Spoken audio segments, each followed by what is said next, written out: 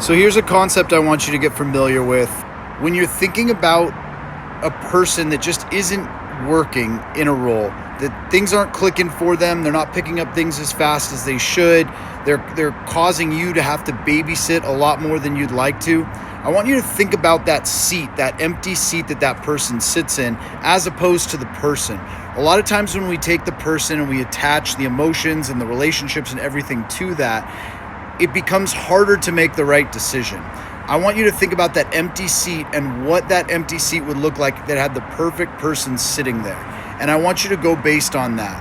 And what that's really going to do is it's going to force you to go out and find the right person. I want you to think about what would happen if you had a person in that seat and what it would do to everyone around them, how that would be infectious for everyone around them, what it would do for you to have to free up that time that you're spending with that individual.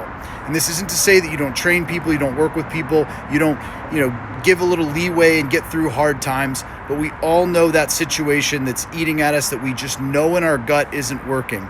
So rather than think about that person in the relationship, I want you to think about that empty seat and the potential that could be in that seat if you were to set that person free. I've seen it so many times where once the hard decision is made, whether that's cutting them loose, whether that's moving them to a new role, the weight that's lifted off you, the weight that's lifted off that other person, and then the potential that they can go out and do what they're actually good at. It serves everyone, and you would be so surprised.